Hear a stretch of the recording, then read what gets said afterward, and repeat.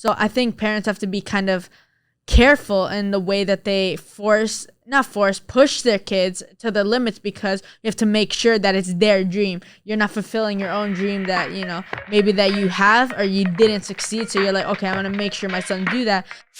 Welcome to the Alejandro Villacis Show. This is the Alejandro Villacis Show, where we talk about gaming, entrepreneurship, and family.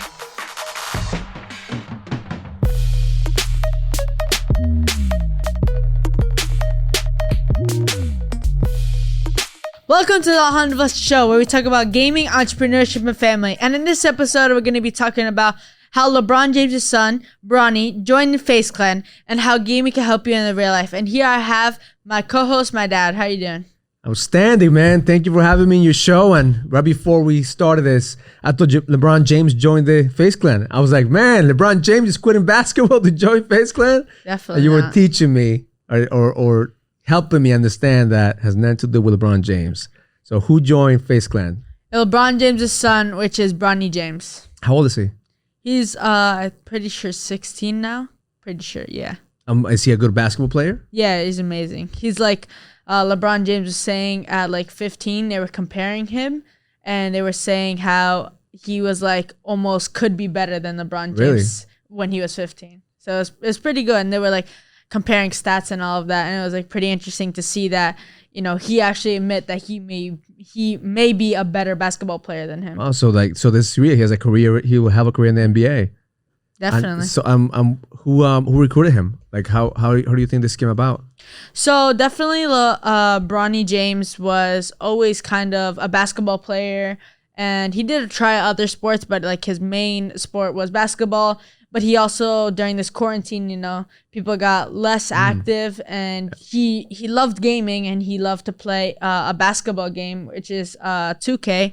And he actually streamed on Twitch and gained a large following, and started to stream and make content. And eventually, Face picked him up. But that's you have to adapt to the market. I mean, if you look at the NBA right now, they're not playing, right? Is on hold, and when you start looking at all the sports and the major arenas that are not going to be able to be filled because of COVID, I mean, this has to adapt. I mean, he's a great basketball player, but now he has to adapt on being a virtual basketball player. Yeah, and it's just crazy to see, because he's now like a 15-year-old gamer. Like probably now, I think he's like they say that he's like one of the best 15-year-olds now. And, he's living up to the expectation, because something that is kind of hard to believe is that he's LeBron James' son, and he has to kind of fulfill his shoes. And that's something that I want to talk about today, because it has to be hard. Like, it might be hard. That's really one of the hardest things, because one of the things LeBron James is a legend, and for your dad to be that, like as soon as you're born, people already have your eyes on you saying this guy has to be one of the best basketball players. And plus, as a man, we always want to live up to our parents' expectations. Exactly. Whether your father is a LeBron James or not, we always in the back of our minds subconsciously want to live to parents' expectations. Is even bigger for him, because now his father is LeBron James. Exactly. So now he has to live out. So how is that to relate to your mindset as a kid? Is that is that pressure healthy or that pressure unhealthy? What do you think that is? Yeah. So actually, I was watching an interview where people were actually kind of saying his life story and sharing his life story and all of that. And it was actually funny, because Shaq's son did a post about him and saying, like, I have a lot of respect for this man, Bronny, because it's kind of like they share the same lifestyle, and it's like you have this expectation of you being the best, but he was like, the difference between me and him is that he could live up to it, because he is on the radar that his skills are impeccable, and that's either genes or him, LeBron James showing his hard work and dedication, and showing that it could pay off. But I think it's also part of he loves the game. Yeah. Because as much as I want to push you to do even this podcast, right? As much as I want to push you, I wanted to force you to do this, if you didn't love being a communicator, if you didn't love like the camera of being in a show, you wouldn't do it. I mean, we tried that, right? In real estate, remember, you used to work for me in real estate. Yeah. And then we tried doing different projects, and you did it because I asked you to do it, or you did it because it was something expected of you. Yeah. But it wasn't you. I feel like there's a fine line between support and you kind of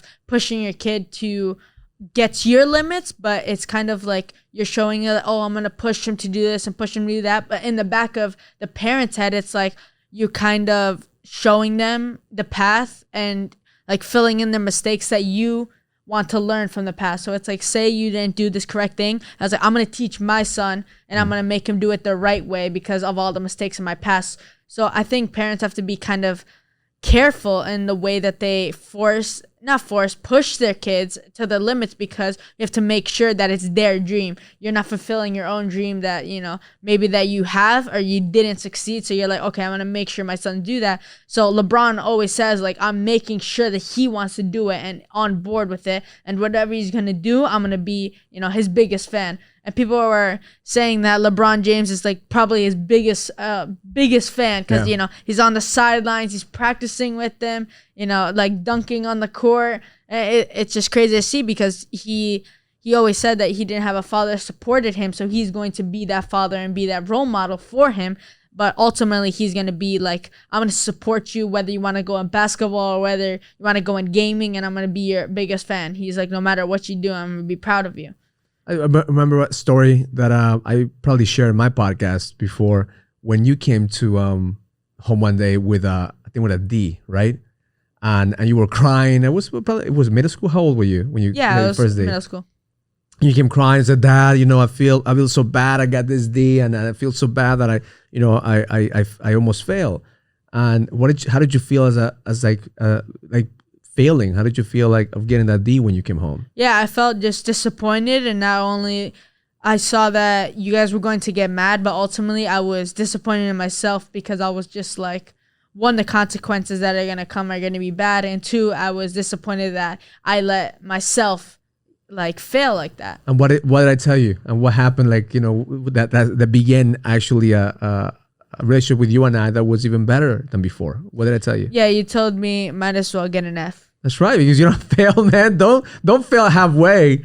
Don't get a D. If you're gonna fail, get an F, because that's what happens when in life. In life, you have to fail. So I'm looking at LeBron, probably cheering him on, but at the same time teaching him that it's okay sometimes to make mistakes. It's okay for you not to be LeBron James, because at the end, he could never be LeBron James.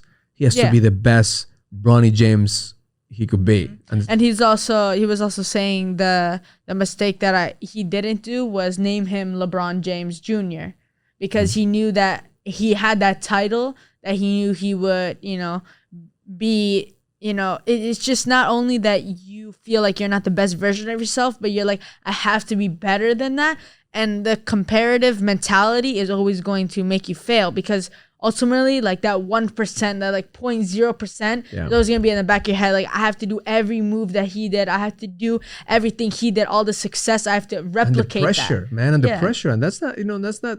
It's not fair, but it's like unnecessary pressure that we put ourselves in. Like my dad's name was Raul, you know, and subconsciously, like, you want to do more than your dad, but when you're named Raul, it's even more of a subconscious pressure. Like, that's what with you, I call you Alejandro, even though your first name is Raul, but I purposely, you know, do that because I want you to have your own personality. I want you to have your own thing, and you know, it's gonna evolve. Like, even, you know, how old is he? You said 15. 15. He's 15. It's 15. He's, you know, listen, 16, 17 years old. He might not want to play. Like, whatever happens, like it's okay because they evolve. But it looks to me that he loves the game. And I feel like the biggest thing that like we both have to do is support each other and be real, because some things that kids do is kind of funny because the parents are there, like, ultimately, whether like the kid's mentality is like, oh, my parents want me to do it, so I'm going to keep doing it. But then the parents are only there just to support the kid.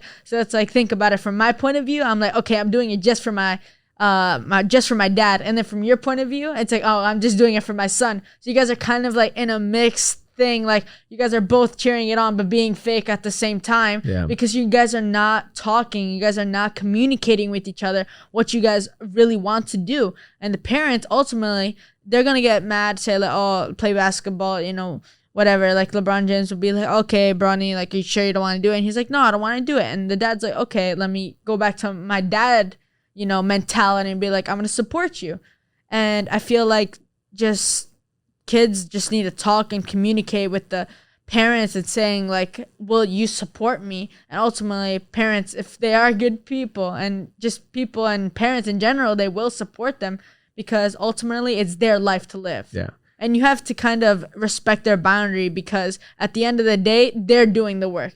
You know what I'm saying? That's what I tell my sister all the time is because she feels so pressured and all of that. And I'm like now we're moving schools, you know, we're going on all of this. And now mom is like, okay, we have found a better school. You know, you go to that school. And she's like, no, I want to stay in my school and finish it out. And I'm like, ultimately, I told my sister, I'm like, ultimately, it's your decision. And I'm like, you're staying in the school. Mom and dad are, you know, working, you know, at the house. But you're the one that's going. You're doing the work. You're in the school. It's your life. Yeah, exactly. And kids should tell their parents and the parents should tell the kids that it's their life to live and they'll support them whether they're going to do whatever they got to do. Yeah, but see, there's also the thin line because as parents, we hear you, but we also know like sometimes like what's best, right? But you know, for example, like we always go back to the running, right? Mm-hmm. Like one of the proudest thing that I see with you this past COVID is that when you start running on your own. Like at the beginning, it was hard. At the beginning, you didn't want to come run with me. I had to push you. I was like, come on. You used to get mad at me. Yeah. And we used to have fights. Like I remember a couple of times that we ran, you wouldn't even talk to me running. Yeah. Probably like in the beginning. You were not even. You were just running, and you were mad. I know you wanted to probably curse me out. Like you were probably running, like man. I think, but those are like the best runs for me because then I literally didn't even think about the run, and then I came home, and then because I was just mad, and I came home, I was like, oh, I'm done with running.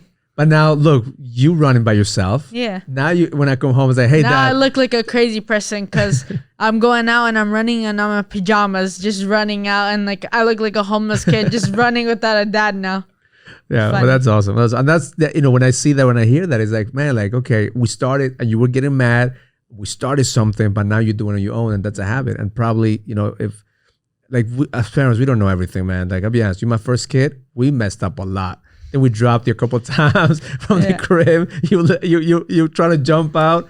And with your sister, we did a little bit, you know, more. Yeah, I was the guinea pig. You were the guinea pig. Your sister, we put a little bit more, but still, you know, at the end, Mom and I, we're trying to figure things out because, you know, it's a different world. You know, even with this, you know, with gaming at the beginning, like going back, you didn't like running, and at the beginning, I didn't like gaming. Exactly, like, it goes vice versa. It goes like I did, but I had to just the same way that you gave a shot of running with me, I'm giving it a shot of learning more about gaming. That's why right before this podcast, you know, the audience didn't see it, but you were getting upset at me and said, Dad, you don't know anything about this. How are you going to talk on the podcast? I said, I'm not supposed to know everything.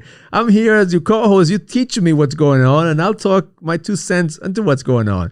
So if you listen to this podcast, just know that this is not a perfect podcast. The production, shout out to the production team, Elvis and Daniel and all the team that we have here. But the conversations is not perfect conversations. Definitely half the time we don't know what we're going to talk about. We have a couple of topics, and then we'll expand on it. Yeah, so basically one of the coolest things that I found out about LeBron James and Bronny James is that they had such a close relationship, and that's why I think they are, well, Bronny James I think is going to be like one of the best. Like it's cool because they're going to be like one of the best basketball players, and if he decides to be, like they could be the best, like the two father goats, and son. You know what I'm saying? That'd be awesome. And that's awesome. You know what I'm saying? But I think that just them building a relationship, and what LeBron James always says that he misses, you know, missing those those old basketball tournaments kind of games, and he misses them, and he was like, because, you know,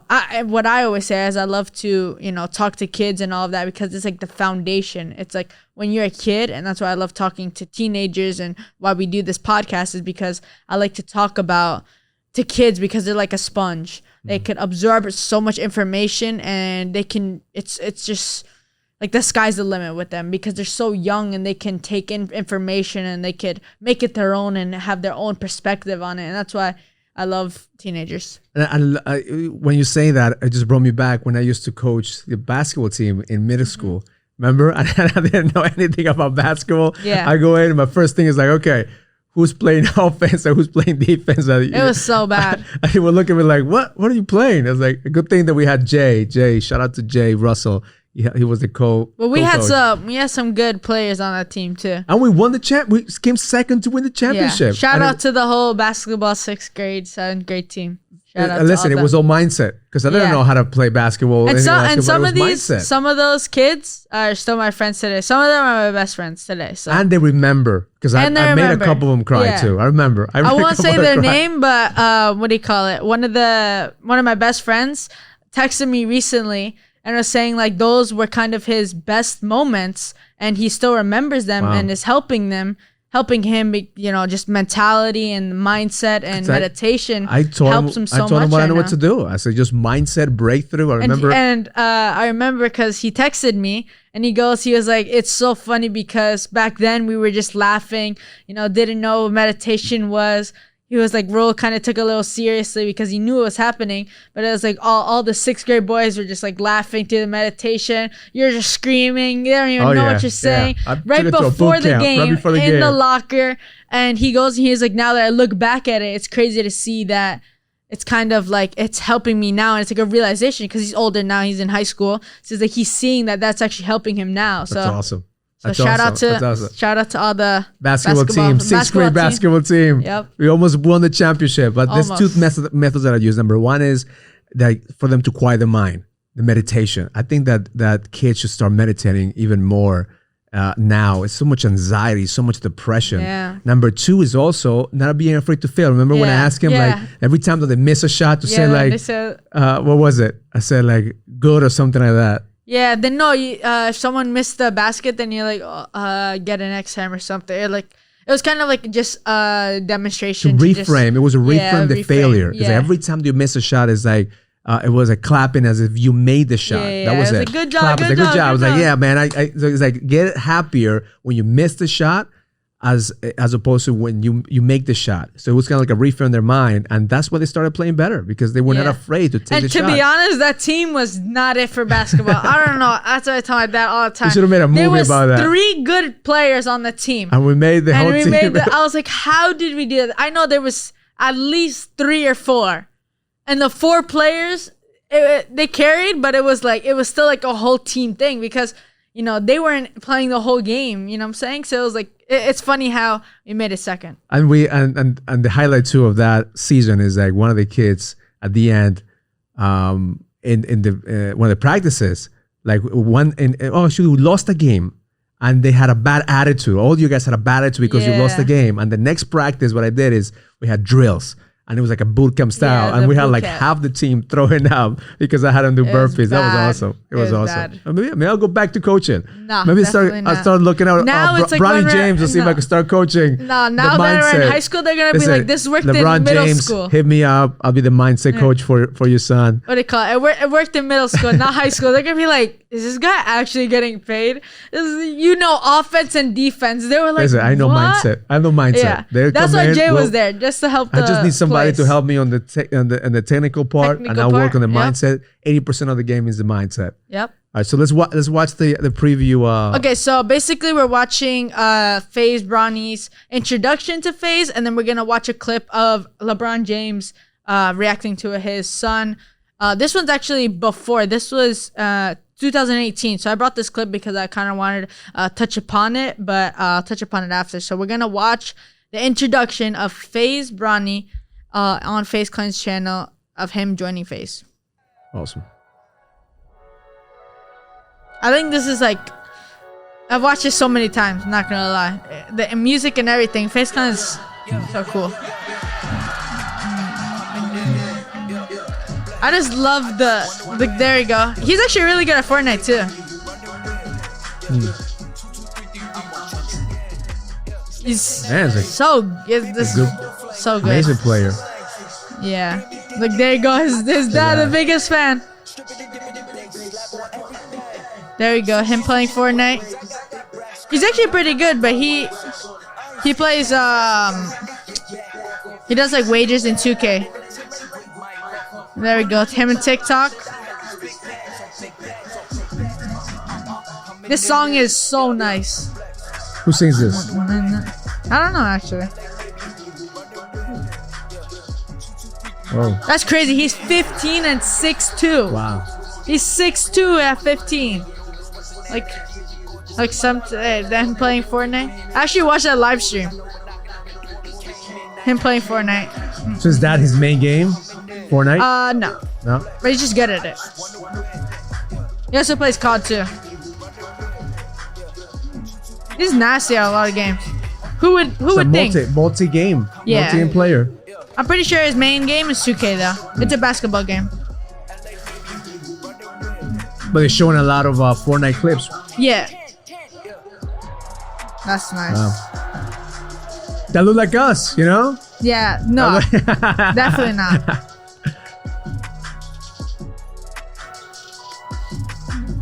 Wow. That's awesome. Welcome, Bronny James, to Face Clan.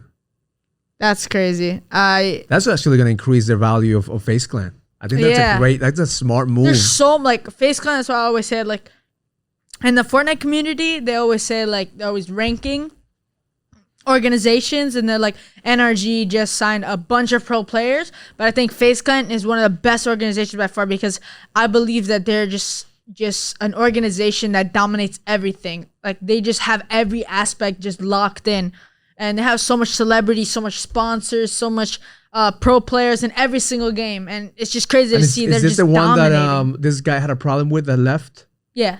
Is it Tifu? Yeah. So Tifu left Face Clan. And where's Tifu at right now? Because of his contract. He's doing his own thing. But he probably, I mean, this could be a $1 billion brand eventually. Face Clan could be a $1 billion brand. Definitely. I see that in 10 years, 100%. Yeah, easy. 100%. So shout out to Face Clan. Doing Hit us up with a sponsor. Sponsor the show. Yeah. But they're actually doing Phase 5, which is recruiting under so hit him up to see we could get a sponsor here for the show. Maybe, Face Clan. What do you call it? No, it's like a thing a lot of people are looking forward to, and they're doing their best production and like their best videos ever, and they are ultimately just seeing if they could join it. And Face Clan's like the biggest organization right now, and for me it's like I see that they are the most committed to the org because I feel like they are just dominating in every area, like every aspect. What they need to be doing, they go above and beyond. Like that's why I think they're the best organization in the world. Awesome. All right, let's take a look at LeBron James reacting. So this is a reporter reacting to Bronny wearing number 23. LeBron, this summer you said, I think on episode of The Shop, that you could go back 13, 14 years, you wouldn't have named Bronny. You can barely hear the guy, but where's he asking? 23, he was wearing number 0, and then you asked him, what does that mean to you to see him have that uniform? I don't know how long it's gonna last, but it definitely made me feel proud. My kid has his own personality, has his own DNA. We share the same name, but he has his own path. That's what you're talking about. But it was cool when he came downstairs the other day and showed me that he was wearing 23, and then my youngest son came to me and told me he was wearing 6.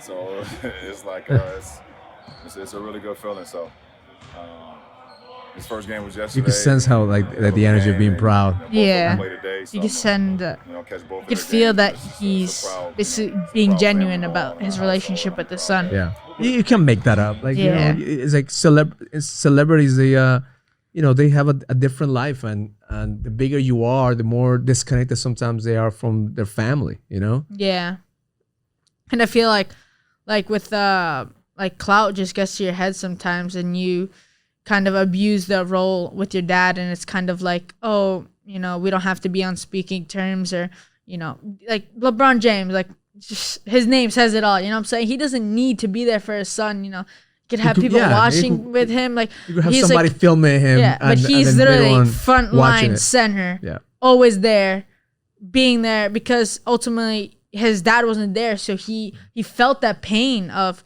him not being supported by a father figure. So he's being there for his son, and that's so cool. And I wanted to share in this podcast because I feel like it's always good to have a father and son relationship, and that's one of the things that we've had and that we've grown, and it shows that it's going a long way, and that it is going a long way with them as well. So it's just crazy to see that two legends can. Like how it can grow, and like their family is like the difference between like a family that actually cares, that is with a lot of fame and a lot of money. Like, let's be real, they have a lot of money. And like, they don't let the money or the fame get to them. That the most important is family. And that's what you talk about in this podcast. Like, the most important part is family. It's about how much money you have, how much success you have. If you don't have family, and I feel like the memories that we have in the relationship that we've grown is going to surpass all the money, the fame. Because I always tell you, and I always tell everyone that is always like, yo, I would do anything for $1 million. Or like, they're like, what would you do for $1 million? And I'm like, I'll just live my life, because the memories that we've had, or the memories that we've built together, it's kind of like, it's irreplaceable, because money won't mean anything in 10 years, or you won't mean anything now if you just die tomorrow. Because all that money will do is just replace the kind of you feeling happy and, you know, energized about, you know, this new shoes you got, or this new house or mansion you got, just that feeling and the excitement just for like 5 seconds. And then right after, you won't feel that again. And then when you die, you'll remember those memories that you had with the family, and know that your family is safe, that I spent the time that I needed to, and ultimately be that figure that you needed to be, or, you know, supported your family and be the best son you could be, or be the best father you could be towards them, because ultimately you need to spend time with them. Quality time is everything. And, you know, if you just give your son just give them whatever, you know, iPhone, TV all the time, and they won't remember you. They're not going to remember iPhone X when they die. They're going to remember the times that you're there with them. Not even like ultimately saying that I'm going to go to every game, just supporting them. And if you can't, you know, if you're busy, you know, everybody's busy, but if you can take 5 seconds out of your day, like my mom always, when I go to school,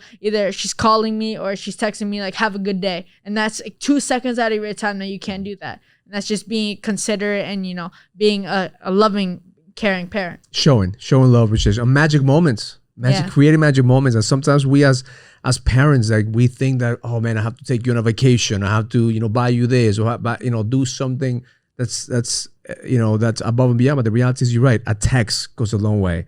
You know, a conversation goes a long way. You know, so create magic moments. That's my whole theme. Like, ever since you were born, I said I'm committed to create magic moments that you will never forget. So this past weekend, we created some magic moments. We took your cousins. Went out with my brother, my cousins too, and we piled out the Next Level van. Where did we go? We went paintballing in, where did we go? Upstate New York. Yeah, it was about the funnest experience I've ever had. It was so fun. I'm definitely gonna do it again. So that's where the skills come in. That's what I said. Okay, we're gonna see all the gamers, because we had a battle between the OGs and the new bloods, right? The young bloods. And who were the best players or the best paintballers? Well, what do you call it? But originally we had the OGs and the new bloods, if that's what you want to call them. The OGs definitely wrecked us, because we were just like lost. You guys were scared. I think we were just, there's a lot of newbies on our team, including me. So I think we were just scared. And I always tell my dad, I'm like, this is the strategy we need to do next time, is that it was kind of, we were thinking of them as like the size. And they were always saying like, oh, you guys are babies and all of that. And we didn't, like, that's what I said after, when we kind of went on fair teams. It's like, we can't think about it like that, because we have to see, the gun is what counts. Your aim is what counts. He's like, at the end of the day, if I'm going to shoot this guy, he's going to feel the bullet the same way I'm feeling the bullet. Whether you're small or big, they're going to feel the bullet. So I go and I'm like, definitely we were kind of like, their size was scaring us, and, you know, just them being adults were scaring us the most. So, and then we got into fair team. So we went Andrade versus Villacis. We got two families together. And we split them into a decent amount. One had 3 kids and the other one had 1. But and then they had, it was like kind of fair. They had three gamers. We had 3 gamers too. So and what happened? So basically what happened is that it was like the funnest thing ever, because it was kind of like me being the first time paintballing. I remember one time we go and we were both there, you know, trying to get people out, and it was you and me, and one of our family members comes up behind us, and you get shot. And I got shot in the foot. I got shot in the foot. I'm like, did I die? Because the rules were, if the paintball doesn't splatter, you're not dead. So then I come to you and I say, hey, did it splatter? Am I dead? It's like, no, Dad, you're back in the game. So like, cover me, because I got no more bullets. Yeah, so he goes, he's reloading the bullets, and I go and our family member goes, and he shoots him, takes him out. And he didn't expect me to be there and get him out. So then I go and I get him out, and there's like 5 other people behind us, and we like literally sabotaged. It was an adrenaline shot, like just trying to get that. And I almost got him out after that. He was getting mad that I was getting him out, and then he goes and he's getting mad because I'm taking him out. And he's like, because they underestimated you. Yep. They underestimated you, and then you were really good with your aim. Yeah. Like I was surprised. You and the other kids who play Fortnite. Yeah, and actually then I think the best paintballing. gamer that was there was Danny. Shout out to Danny. He plays Call of Duty, and his communication and his strategy on the game was impeccable. Because I go and I'm there and I'm like grabbing my gun, don't even know where to go. And Danny's like, all right, he takes initiative. He goes, all right, come with me. I go with him, and it's like clear as day. And I'm like, I know what I'm doing and all of that. And it's like crazy to see because it's a real life video game. So it's like it's real life video games. And then he goes, and the funniest joke was he's like, the OGs were saying like, oh, you guys play so much video games, you can't even beat us. And then we go, and after we kind of got our stuff together. You got it together. So that's what I think. Like the value of playing video games allows you to multitask. To actually see different scenarios and strategize and be able to execute okay, we've done this before, but we kind of don't have a limited respawn. You know what I'm saying? It's okay. And the bullets hurt. I remember the first time I got hit and I got sniped, and I was like, oh, my arm. I was like, no, totally gonna sting. And I was just like, I'm down, I'm bleeding. And then they go like, you're not bleeding. I was like, oh, okay, I'm fine. so that's I think that you as a gamer is giving you the opportunity to see multiple scenarios. Yeah, and ultimately like having a good strategy and a good plan. And Danny was the one that was most impressive because I was with him, and we were in a tower, we were going for shots and all of that, and it was a kind of like he took that scenario and got it from the video game and implanted it in real life. And what I'm saying, like he was taking it slow but also doing it fast paced at the same time, and taking initiative and telling me what to do because I was lost at the same time. But he was like, okay, I'm gonna give you a role and you stick by that role. And I was like, you don't do anything else I say and you don't mess up. So you know what just came to me right now? Let's do a vlog. Let's do an episode of a podcast in the core, in Paintball core, and we bring a bunch of gamers. And we tell them, okay, now show us what you got in the real life. Because if you're a badass in Fortnite, well, let's see what happens in Paintball. Yeah, so what we could do? We could do Fortnite versus Call of Duty because we got a couple of people in my family that play Fortnite. I'm the best, but a couple of people that play Fortnite, and then other people play COD. So. All right, so that's it. That's the next episode. Next episode. Before the end of the summer, we're gonna be able to make that happen. Yep. All right. So listen, I think that that LeBron's kid is gonna do amazing in basketball. And the way at the beginning of the episode, I said he was 16, but he's actually 15. He's 15 and he's 6'2". That's crazy. And every father should be proud of their kids no matter what they do. So if I haven't told you, I'm so proud of you. Thank you. The fact that how you're growing in this podcast, man, like the way that we're communicating was, all the episodes on the summer. I can't wait for the winter episodes to come out. So if you watch this content, just subscribe, send us a message, let us know what topics you want us to cover. And again, I'm so proud of you. So proud of you. Thank you. Thank you for watching the Alejandro Villacis Show. Make sure to like, subscribe, and comment, and I'll see you in the next one. Thank you for tuning into the show. Don't forget to subscribe, like, and share.